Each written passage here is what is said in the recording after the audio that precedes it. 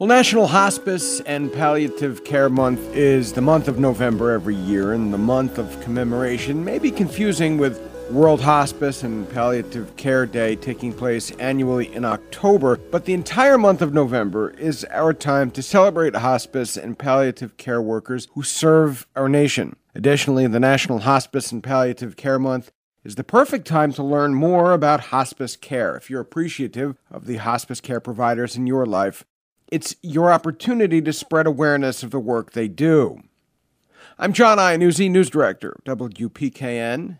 And on that theme, we welcomed Michelle Gilson, nurse practitioner, and Toni Marchione, President and CEO of Regional Hospice in Danbury, Connecticut, to the WPKN studios for this very important conversation. At the end of it, you can learn more at regionalhospicect.org. My name is Michelle. And Michelle Gilson. Gilson. Yep. Now I see a lot of letters underneath your name on your lapel. What do those mean? So I'm a nurse practitioner, a family nurse practitioner. I've been in the nursing field since 2010, and then I was initially a trauma nurse for 2 years, and then I was lucky enough to be introduced to hospice, and I've been here ever since. And I love hospice. Yeah. And Toni Ann? I'm Toni Marchione. I'm president and CEO of Regional Hospice. I've been in healthcare for over 30 years. My background is imaging and laboratory. I worked for Western Connecticut Health Network for many years until I started actually volunteering for hospice in 2017. I was at Regional Hospice has the Center for Comfort Care and Healing. So I started volunteering at the center as a Reiki master. And in 2021, I was given the opportunity to come on as COO. And then I was appointed Chief Operating Officer. And then I was appointed CEO this past July. At the Regional Hospice? Correct. 30 Milestone Road in Danbury. Yes. My wife and I talk a lot about jobs that we could never do, but we're glad someone does them. Pediatric nurses, things like this. We're glad the jobs that you folks fill fall into that category. And this is not the type of career path I think that people just stumble into. Now, Toni, and you told us about how you got there, and Michelle, you told us how you got there. But how do you maintain the positions that you hold, both physically and mentally? It's a sense of passion. It's when I think of working in hospice, it's a passion that fulfills me with my purpose in life. And not to mention, it's such a privilege taking care of these patients that are in need in their last 6 months of life. I don't know. I wake up and I'm so happy to do. I just feel so lucky being where I am in this career, and I would never do anything else, to be honest. I would have to say the same. I think that, we have a saying on one of our walls at the center that hospice workers are called, and it is so true. I think that all of our employees, it's a calling to work for hospice. And when you think of what you can provide someone in the last 6 months of life, we don't like to, it's not about dying during that time, it's about living. So how do we bring them the best quality of life during that time? And it is difficult. And there are patients that you get close to. Very much. There are patients that are with us long term. And I will never forget, and this is what helped me, it changed my whole outlook. We were taking care of a 17-month-old at the center. And when we have pediatrics at the center, which isn't very often, but normally it's a one-on-one. We like to be with the baby 24/7, so everyone volunteers and takes time to be in the room overnight and things like that. And it was my turn to be in the room. And actually, on the way that I was driving there, I knew that he was actively dying. And I was on the phone with one of our consultants. She's a pediatric nurse consultant. She used to work for us, but she moved to Vermont. And she's a phenomenal pediatric hospice nurse. And I said to her, Chris, how am I going to handle this? I have never witnessed this before. And, when it's a baby, you kind of think it's going to hit you differently, and it is a different situation. And she said to me, what you have to always remember, whether it's an adult or a baby, that is not my patient to grieve. That is the family's person to grieve, and I am just there to help them through it. And that changed my outlook forever on taking care of patients in end of life. That we're there to help shepherd them through, and we're not there to grieve, so to say, although that we do. We get emotional. We get emotional. Absolutely.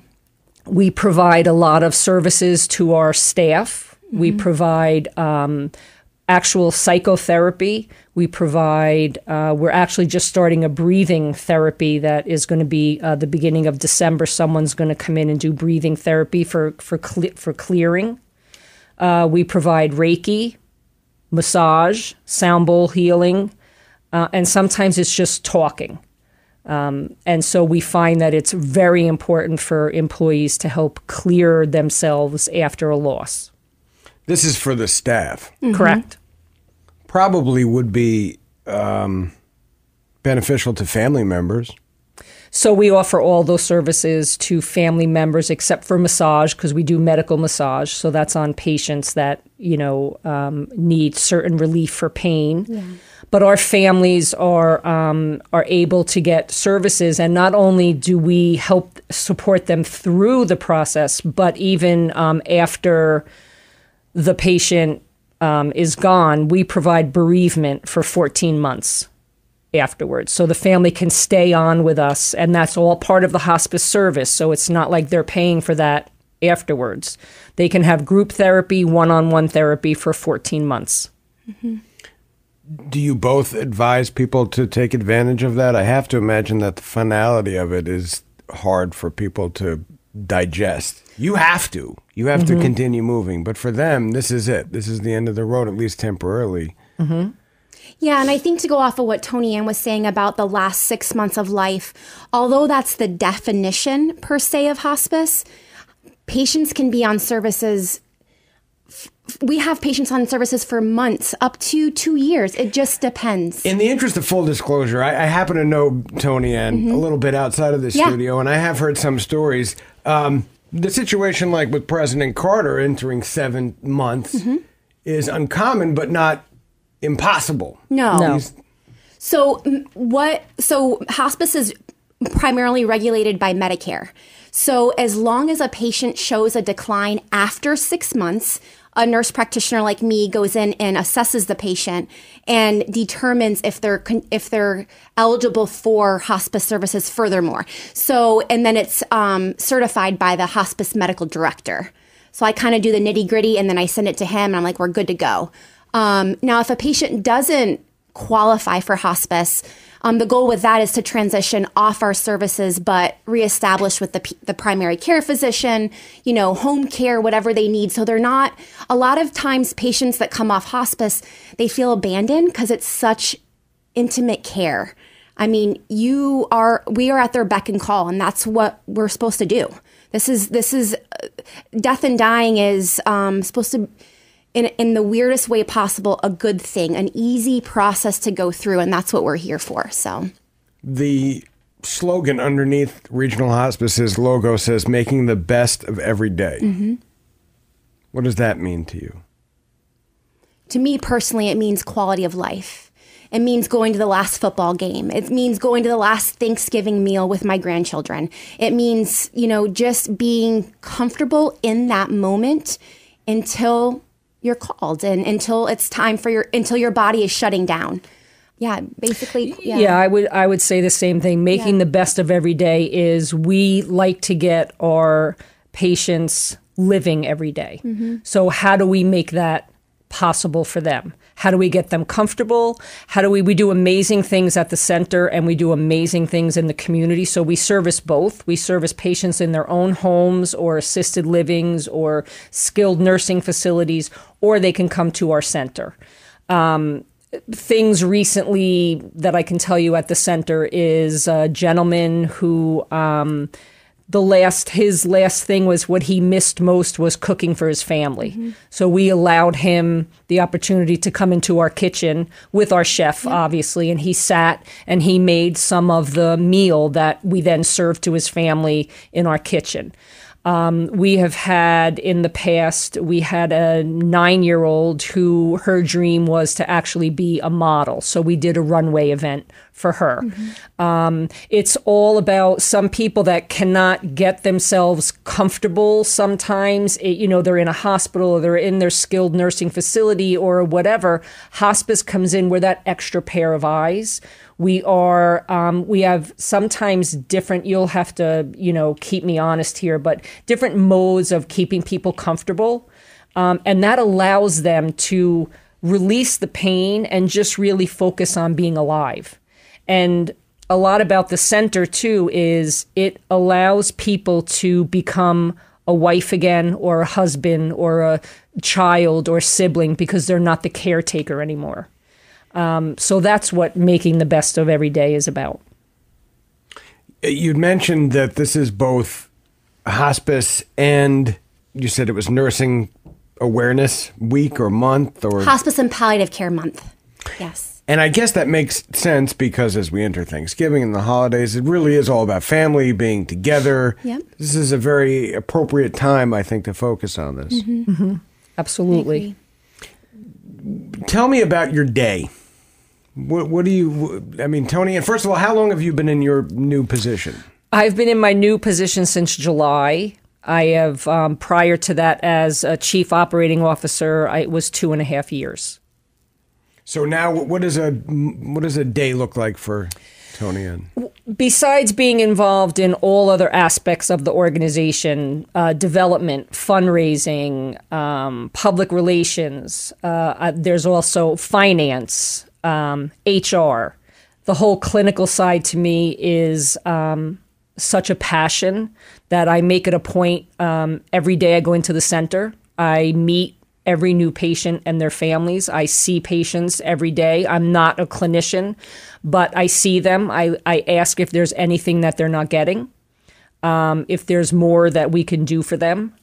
I sit in on what we have it's called Team, which is every Tuesday, and we talk about patients in the community, and I like to sit in on that as much as I can. And basically my day is, how do I, like Michelle, what can I do for you to make your job easier? So that's what usually my day looks like. Michelle's is probably a little different because she is in it providing the care. Yeah, so I've been in my new role since July also, mm-hmm. And I'm a clinical APRN, family nurse practitioner, and I'm the community hospice administrator. So I oversee the entire community. In a typical day for me, I live off my phone because there's such acute needs in the community, and I'm the go-to for medications, for symptom management, for support of the staff. I do see patients in the community and in the center. A lot of it right now is telehealth, which I am having meetings with the family, the nurses, and the patient for that eligibility I was telling you about. It's called a face-to-face to recertify them for hospice. And then in the back, like Toni Ann said, HR, finance, really building a team rapport for these patients. Because if our team isn't solid, the clinical team, which that's the foundation of regional, we have to have a good, happy, solid clinical team in order for any of this to work. So it's definitely a lot of support and, yeah.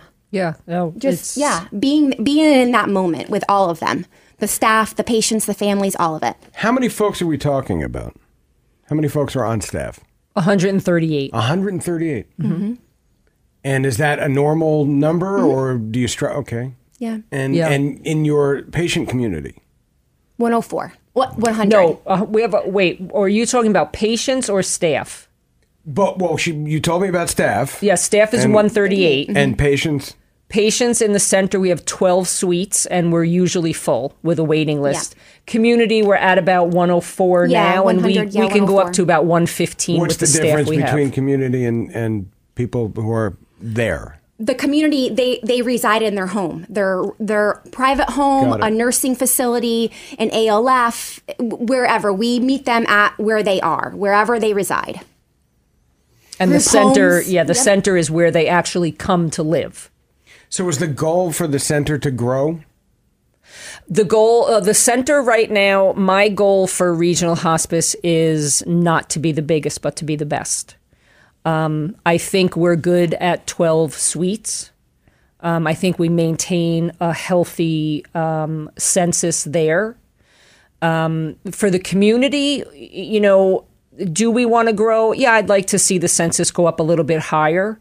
And with that takes extra staff. So right now, our biggest strategy is to grow our pediatric program. And that takes a lot because being a nonprofit, we depend a lot on donor dollars. In order to hire a staff that when we're in the process of building our pediatric program, right now we at any time will have 3 or 4 babies or children on service. We want to be able to take more, but we need specialized pediatric trained nurses and nurse practitioners. So you need to hire them first, which means you have to pay them full time while we're trying to build, our pediatric program. But pediatric hospice is lacking in this country, not just in the Northeast. So we really are working on building that census up so we can take care of more babies and children. And that's really what we're going to focus on over the next 2 years. It's time to put on your public relations hat. We're reaching a lot of people who are in a position to help.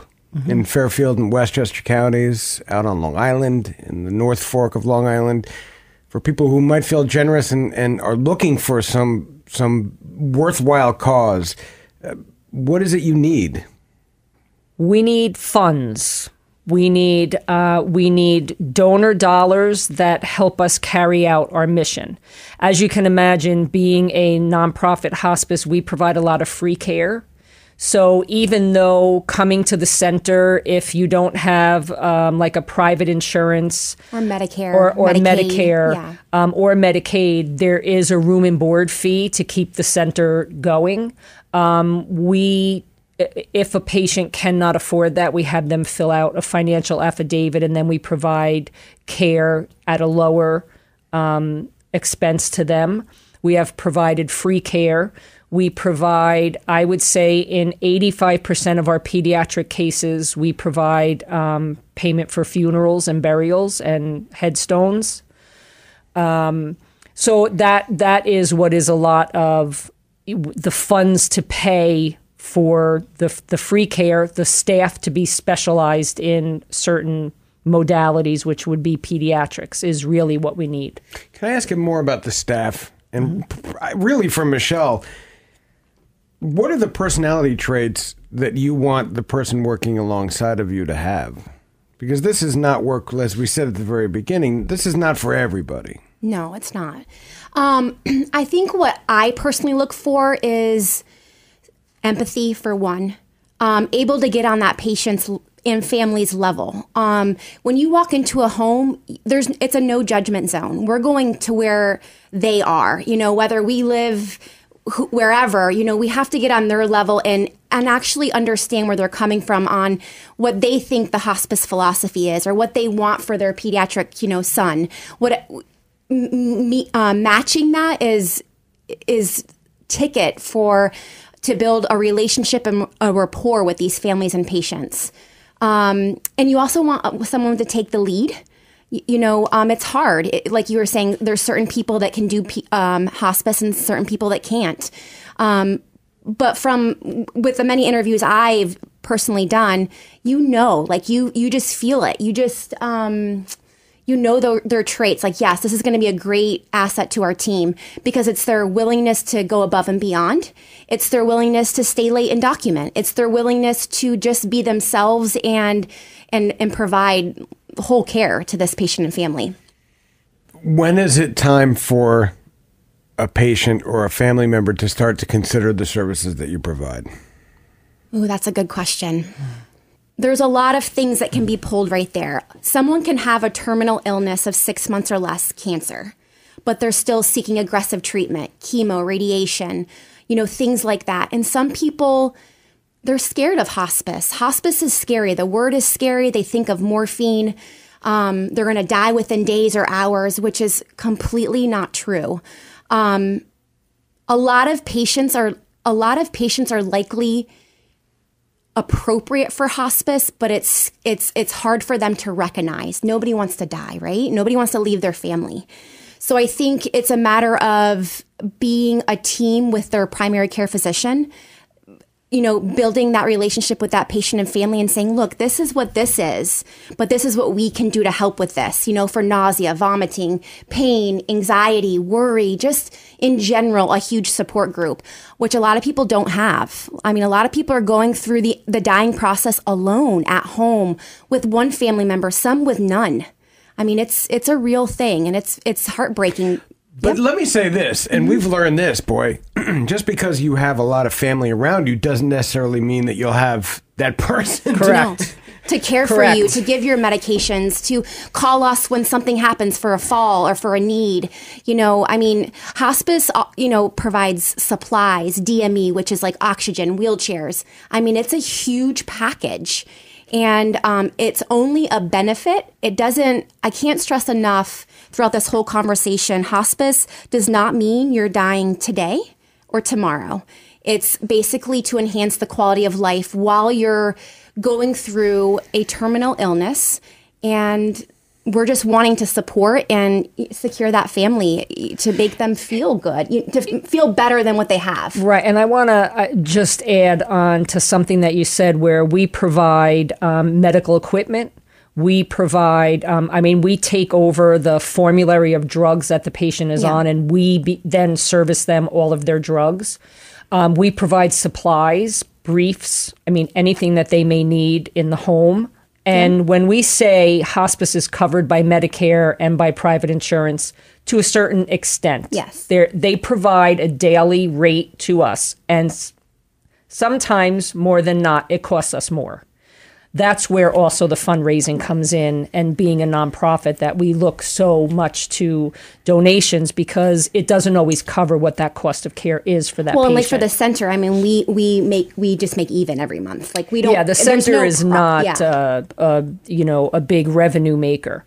It is like we pretty much break even at the center, but it is such a we welcome people to come and visit the center. Oh my goodness, yes. We've had people fly in from other states to actually have their end of life at the center. Yeah. Living with grace and gratitude. I'm looking at the social media that you have up here. There's links to, I guess, specific stories. Yes. Listen, the microphones that we're talking into right now, the roof above us here at WPKN is through the generosity and philanthropy of our listeners. So we're going to ask them to rise to the occasion one more time here as we head into the Thanksgiving holiday. How do they do that? Where do they reach you? That could be going on to our website, which is Regional Hospice. That will bring you to, obviously, it's Regional Hospice on Milestone Road in Danbury, Connecticut. Our website, there are links to giving, and you can go right on to the links, and you can donate right on there. If you prefer to do it any other way, you can actually call us. You can ask for the development department, and they would be happy to set something up for you. Yeah. Tell us a little bit more about the cost that the family incurs to be ready for this. I mean, is that an issue for some folks? Well, you're never ready. Right. That's the problem. Yeah. You're never ready. And you can have long-term care insurance. You can have all these other, funds in a personal family can. But when it comes down to it, care is expensive at the end of life. I mean, it just is. Well, you hear stories constantly. I've had state legislators sit here and tell us that they're going to go up to Hartford and change that for people. But realistically, most people outlive their money. Yes. Yeah. And just at like insurance, although we spend a fortune in insurance, we pay for that. It never fully covers everything. I mean, so you have to have additional funds. You have to have this, private caregivers, Medicare Part D, for instance, like all these different groups to even just stay afloat until you... Right. Now, hospice in the community for us is covered by Medicare, private insurances, Medicaid. Yeah. Is it covered? So in the community is very different than actually in the center, because the center has now become your residence. So that is your room and board. That is your place to live. That's where you're getting your 3 meals a day. So that does come with certain insurances that don't cover that level of care. But in the community, Medicare and private insurances and Medicaid do cover the hospice. And don't forget, everyone is different. Private insurance is different from Cigna, and then Medicare is different from Medicaid, and it gets confusing. But I mean, we certainly work it out. Yeah, absolutely. To give them the best, Our goal is eventually, I often meet a lot of stoic men that were diagnosed. We're not stoic. We're just confused. A lot of stoic men that they struggle with being diagnosed with something so acute and so fast, and we're so unaware of everything. And, their biggest thing that I often see is dying with dignity, right? They don't want their wife to care, to turn them over and change them and things like that. Like just little tiny things like that we can offer help in the center. Mm-hmm. The center is very intimate. It's, 24/7. You have a nurse on staff, and you have an APRN during the weekend and on call. And it's always, again, back at their beck and call on what they need. And in the center, there's always another APRN on call, so nobody ever goes without, to put it that way. Right. We're always there. And as far as out in the community, who from regional hospice oversees and makes sure that everything that's happening in the homes is what you want it to be? So it's me, and I have my partner, I'm Jean. glad you're here then. Yes. My partner, Jean. There's a lot of hands in the pot. There's social workers. There's, RNs. There's hospice aides, they're just remarkable people to make it all flow. From the regulatory, up there, it's, the leadership team and so forth like that. But our goal is to make it the best of the best. Like, this is something that we all take very seriously. It's a passion just a passion of ours. And our goal is for these patients and the families to feel like they did the right thing. This is the right thing, to feel comfortable and to, like I said, die with dignity. And that's why I asked a little while ago about when is it time to start considering it. I don't think that anyone makes this decision hastily. No. That number again, 203-702-7400. Mm-hmm. And you guys are at 30 Milestone Road in Danbury. You gave us the information about how to find you, and I just want to wish you the most success you could possibly have heading into this new year. And thank you for this really important and, as we've addressed, difficult and sobering topic to discuss. Yeah. Thank you so much, John, for having us. Love being here.